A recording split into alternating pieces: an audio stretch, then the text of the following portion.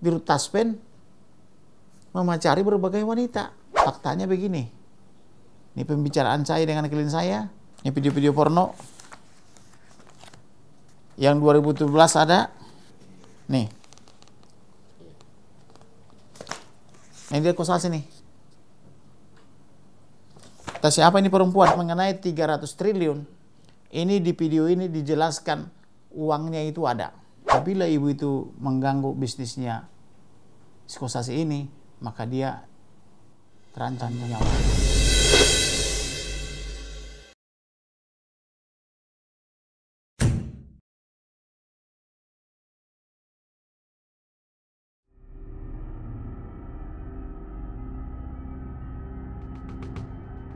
Pertama kali membela Ibu Rina Lawinia, dia ditenteng oleh Bapak Pendeta ke kantor saya di sebelah sana. Pendeta dari GB ini mengatakan, ibu ini korban KDRT, tolong dibela dong.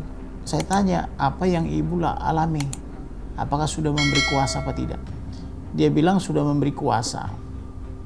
Ya kalau begitu teruskanlah kuasamu. Tidak bagus mencari pengacara kalau sudah ada pengacaranya. Dia bilang sudah dicabut. Kenapa dicabut?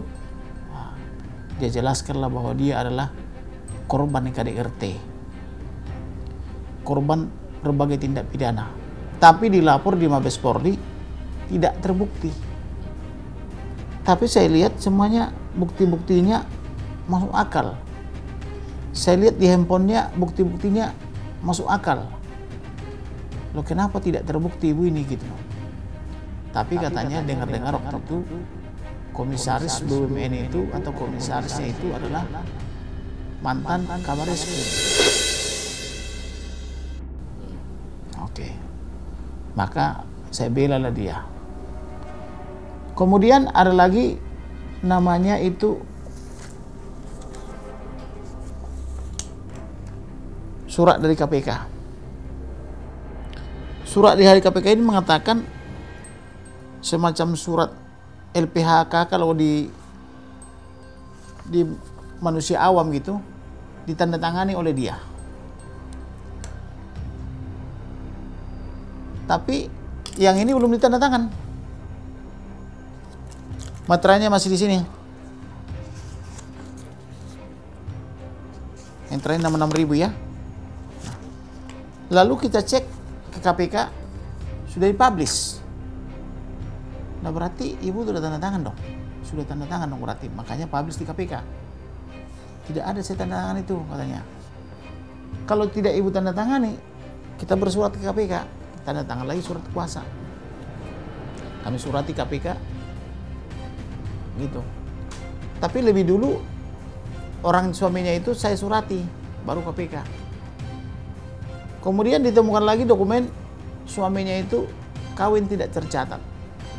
Loh, suamimu di dokumen DKI, dia buka DKI, kawin tidak tercatat. Bagaimana nih? Bikin lagi surat kuasa. Saya somasi kepala dinas.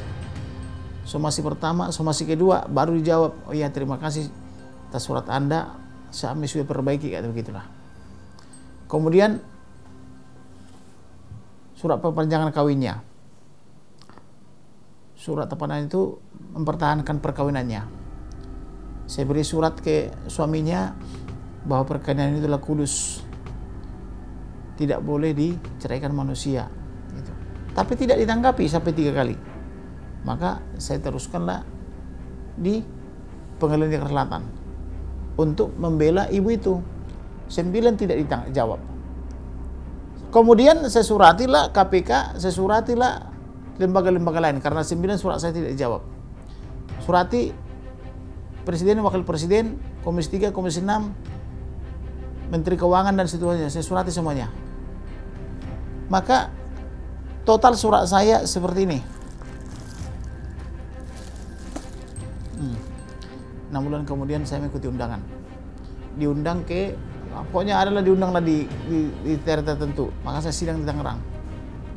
Selesai sidang jam 3, saya masuk ke tempat itu. Pertanyaan segitu banyak, saya jawab satu persatu. Seingat saya 7 pertanyaan itu. Yang salah satunya itu menanyakan yang lain daripada topik itu. Bukan topik yang ditanya di situ, tapi menanyakan kasus Ibu Rina.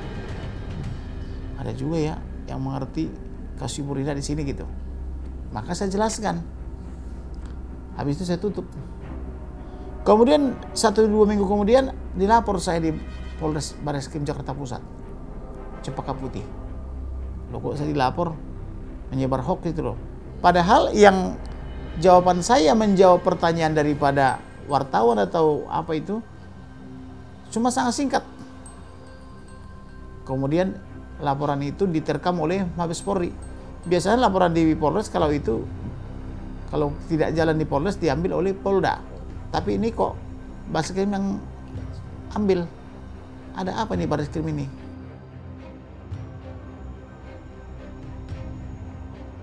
Sudah bercerai di Pengadilan Negeri oleh Selatan, tinggal di Pengadilan Tinggi.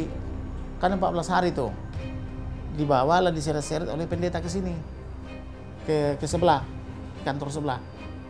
Jadi karena dibawa oleh pendeta ini, saya pun kurang tertarik membela masalah perceraian ya. Saya tanya siapa yang bela, siapa yang menggugat gitu. Oh, yang menggugat suaminya. Ibu mau bercerai? Tidak mau bercerai, oke, maka saya bela gitu. Kalau tidak mau bercerai, saya bela. Kalau mau bercerai, ya udahlah, carilah lawyer yang lain gitu. Maka saya bela lah ibu itu. Makanya saya begitu sungguh-sungguh membela ibu itu sampai ketemu seperti ini, berkas segini banyak gitu loh. Makanya saya bilang itu sekretaris atau tim ahlinya BUMN itu salah. Dia bilang mantan istri. Dia bukan mantan istri, sampai sekarang belum. Sampai sekarang masih istri. Itulah hoax. Kalau dibilang hoax, itulah hoax. Karena tidak ada fakta. Dari pertemuan-pertemuan itu satu persatu dengan tingkat bait yang sempurna, akhirnya dibukalah sama ibu itu percakapan-percakapan pribadinya.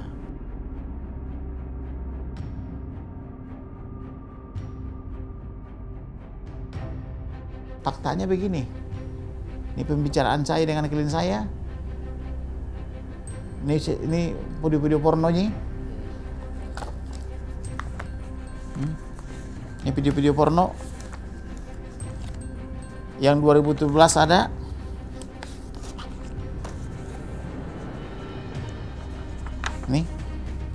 Ini video porno ini ya. Nih. Ya kan? Nih.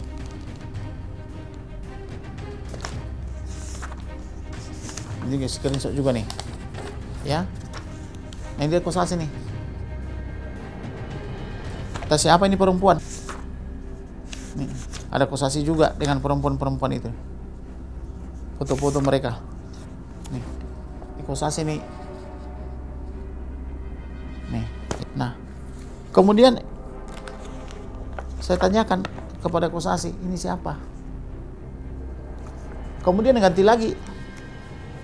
Yang sekarang 2023 ini. Ini bukan Muslim. Kayaknya kalau nggak Katolik, Kristen ini. Dikasih dia mobil. Nah. Ini hotelnya nih. Nah, di hotel itu.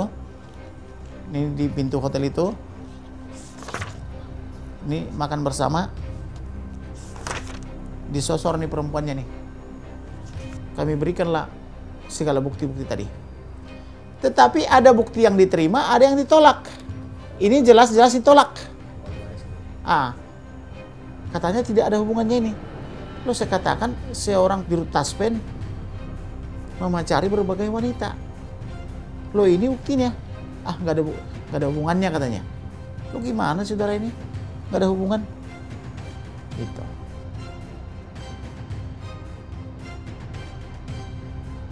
Apanya yang hoax?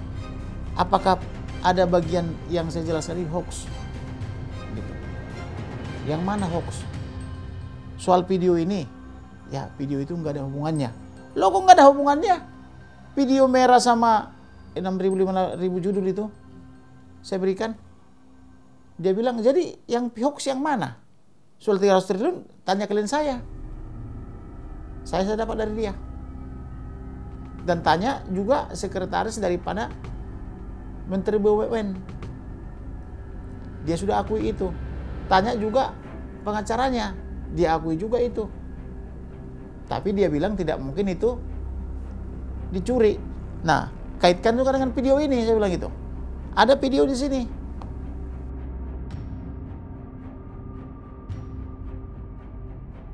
Jadi ceritanya begini, ada percakapan mereka di video.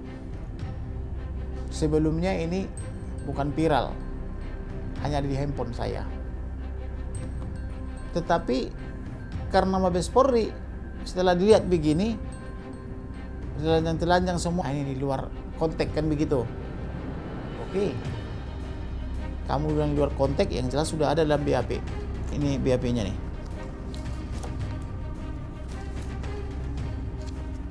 BAP ini sudah kita tulis, sudah kita tangani, sudah kita sepakati. Di sini ada dijelaskan semua. Di sini video ini.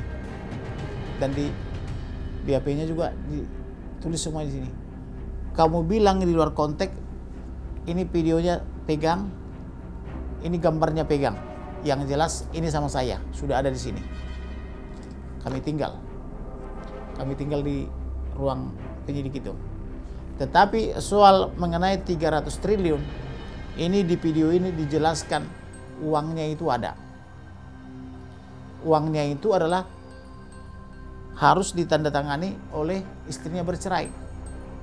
Setelah itulah tiap minggu diterima 1 koper, 2 koper dalam bentuk US dollar. Nah, uang yang dari mana ini? Kemudian investigasi juga di Apurva Hotel 300 juta. Kemudian investigasi di Rumah Sakit Jakarta Barat, Rumah Sakit Pondok Indah 200 juta per hari.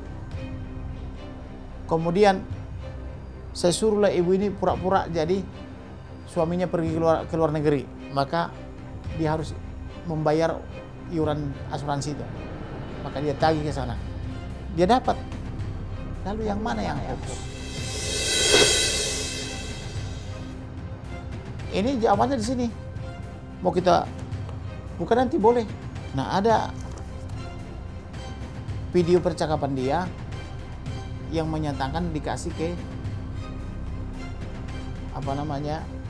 perempuan namanya Ansel T. Dikasih yang di Jakarta Barat di hotel apartemen. Kemudian di apartemen selatan ada juga dikasih mobil. Bahkan Dharma Wanita di setiap lembaga itu lazim. Tapi khusus orang Taspen ini Dharma Wanita tidak ada. Ibu ini menanyakan mana hak Dharma Wanita. Tapi Dharma Wanita dikasih kelola oleh perempuan lain itu. Ada nggak mobilnya? Ada. Orang lain itu yang bawa. Jadi semuanya ada dalam bentuk video dan percakapan.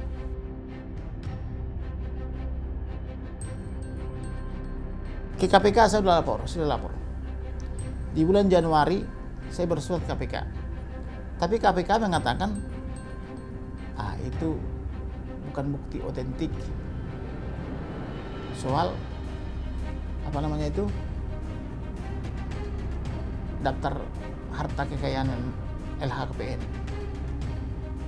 Loh, kenapa LHKPN-nya ini harta mertua? Harta orang lain. Kenapa hartanya sendiri tidak dilaporkan? Apa begini model LHKPN di KPK? Oh, nggak apa-apa itu. Bukan akte otentik kalau ini, kan begitu. Begitu jawaban KPK. Maka dari Januari sampai Agustus, sepi KPK. Karena menurut KPK, melaporkan yang bukan hartanya KPK itu adalah hal yang biasa.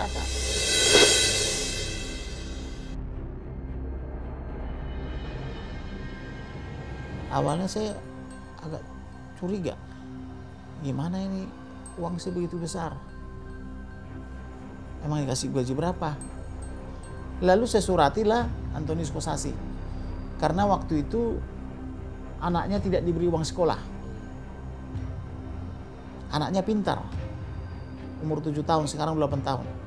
Saya kirimlah surat ke bapak itu, saya kirim surat ke direktur kepatuhan, saya kirim surat ke direktur komisaris, saya kirim surat ke presiden, wakil presiden, menteri keuangan, komisi 3, komisi 6 dan sebagainya, bahwa anak bapak itu terancam sekolah.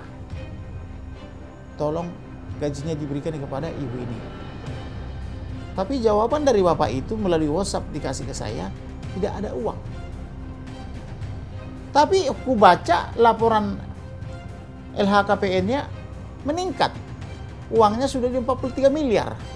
Mana yang betul ini? Tidak ada uang atau banyak uang? 43 miliar kan bukan angka sedikit.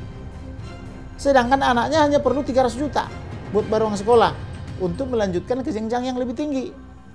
Maka saya berpikir, bagaimana suatu negara pengelolaan keuangan kayak begini? Sementara kita ini pakai dasi, pakai baju berapi, pakai sepatu gitu. Sementara orang ini sepertinya mafia gitu loh. Nah, dijelaskanlah bahwa dia didukung oleh mafia Kosasi ini. Bahwa mafia lah yang berada di belakang mereka. Bahwa mafia inilah yang mengkoordinir mereka. Dan apabila ibu itu mengganggu bisnisnya si Kosasi ini, maka dia terancam nyawanya.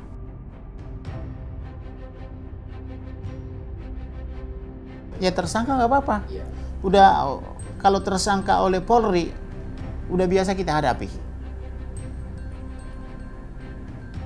Kalau tidak tersangka baru kita tanda tanya. Kemudian diumumkanlah saya tersangka tanggal 7, tanggal 8. Saya lagi di Batam. Jadi dipublish, dikasih ke berbagai media. Ini tidak lazim ini, Mabes Polri ini. Kok diumum-umumin saya tersangka? Gitu loh. Saya sudah pernah beberapa kali tersangka, tapi tidak dipublish. Dibujuk saya, contoh di Polda. Yang melaporkan juga menteri-menteri sama orang mantan presiden. Tapi kan di Mabes kemarin beda.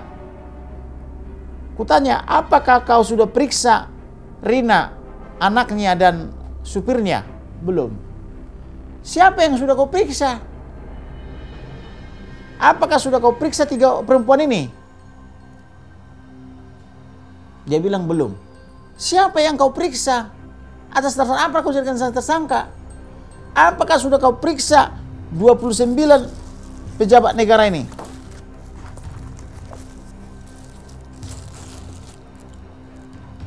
(29) surat ini. Belum. Jadi belum kau periksa orang itu, kau jadikan saya tersangka. Apa maksudnya? Mau apa? Orangnya bilang minta-minta maaf. Mereka hanya anak buah, padahal lekol kolonel itu. Jadi siapa sebenarnya yang bermain di sini? Ribut saya terus. Maka orang itu bolak-balik rapat. Hingga dari jam 4 sampai jam 5 sampai jam 9 rapat terus. Gitu. Jadi begitulah kira-kira penanganan perkara ini. Jadi itulah saya katakan kepada Ibu Rina, inilah kasusmu ini.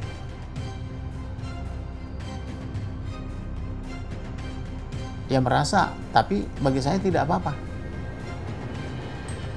Bukan cuma dalam hal ini aja saya dikriminalisasi. Saya membela masyarakat Indonesia itu tidak perlu dibayar kalau memang tidak ada uang. Demikian juga saya bela perkara polisi Joshua. Tidak dibayar saya. Tapi saya bayari semua orang pergi gratis ke Jambi, saya bayar dari Jambi ke sini gitu loh. Ini juga begitu. Saya pertama minta barangkali ada tergerak mereka menyumbang ibu itu. Supaya kalau ada gaji Kosasi ditransferlah ke rekening ibu itu. Tapi tidak dibalas. Yang kedua, surat yang kedua ini supaya dipecat Kosasi ini. Karena begini, salah satu prinsip hidup PNS adalah, yang saya ingat ya, hanya boleh 1 kali kawin. Istilahnya itu monogami.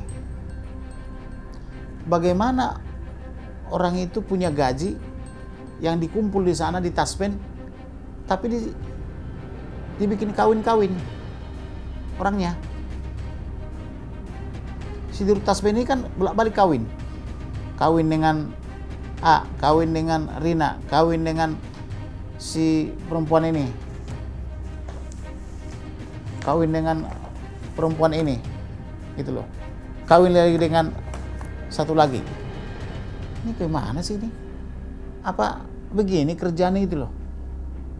Apa tidak ada kerjaan lain gitu loh? Jadi kawin-kawinnya dia itu membuat saya tergerak untuk menolong ibu ini.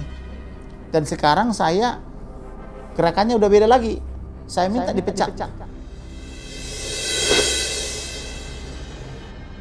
Yang merespon adalah beberapa.